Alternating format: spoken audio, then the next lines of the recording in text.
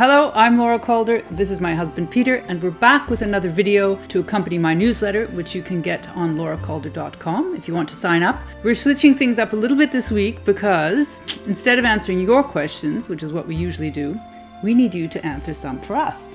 Yes, how does it feel to be on the other side of the equation?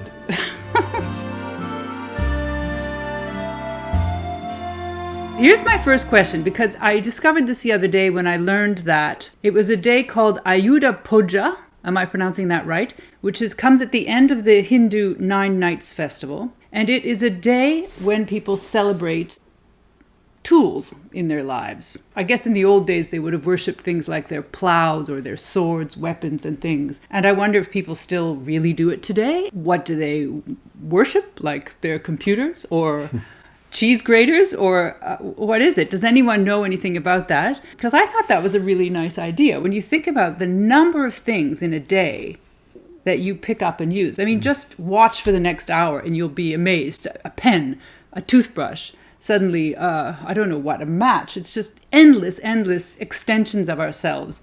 And we don't really stop to acknowledge them. And we spend too much time on one tool alone, on this stupid telephone. In the kitchen, looking at what the latest 3 tools are that we've acquired. Oh. And you got one this morning. Oh, you're such a From sweetheart. your lovely wife. Because I like butter, probably more than I should. I say I like it soft. I like it soft so you can spread it on bread, and it doesn't break the bread up. And Laura bought me this marble soft butter keeper. And you put the butter in there. It takes about half a pound, I think. And then half cup. And then there's water in there, which is dripping all over me. And then when you put it back in, it makes a nice seal. And it keeps it cool. So, it's not going to melt, but it won't go rancid. You can keep it for 30 days, it says. But it'll never last. It'll never last 30 minutes with you around. But anyway, isn't that nice? Yeah, that's a lovely gift. I didn't even wait until Christmas. No, that's very nice. The other one is we've gone mad for creme brulee. Don't point. You've got to have one of these if you're going to have some fun in your life. Just...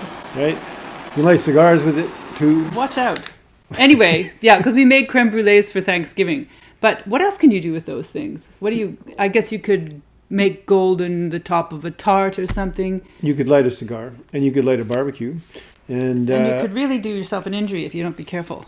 Well, it's got a lot of safety features. Yeah. Anyway, they're cheap and you can get them It's childproof, so anywhere. I'm all right. And the other most recent thing I acquired are these. I don't even know if you can see it. My mother gave me 2 of them. It's just a metal skewer, but you have no idea how useful this thing is. Obviously, it's for testing vegetables or even cakes and pies. You can skewer it through a potato and get even cooking when you're baking them. And if things like you need to get some candle wax out of a candle holder that won't come out, these are the sort of things that you want to have around.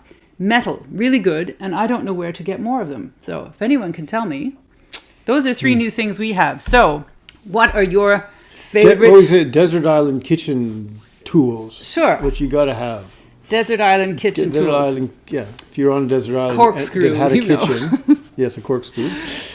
So as I was reading through this, so I'm looking for all this sort of cultural stuff around the kitchen, I also discovered there is someone called Zhao Jun, and that is the Chinese kitchen god.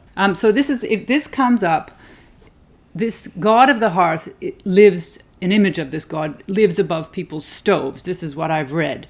And in the week before Chinese New Year, you have to clean your whole house and you have to give this guy offerings because he makes an annual trip to the celestial gods to report on the behavior of the house. He protects the house and protects the family, so you have to give offerings to this kitchen god. So I would like to know, there must be other cultures that have kitchen gods. I'd like to know, how do you make the offerings? Because if you have a picture of a god, you can't exactly put food in its mouth. So I don't know how it works. I'm very curious about this. And I'd like to know if it's still practiced. Does anybody know? And we can talk about it next time. Should we get a kitchen god? You are a kitchen goddess. Oh, you are my kitchen god. No, but it does sort of show how sacred the kitchen is in all of our lives. It's sort of a sacred place. It's where a lot of the most important things we do take place. Yes. And it is the center of, it's not for nothing that stoves represent abundance and wealth, because that's where we get our food, right? I didn't know that.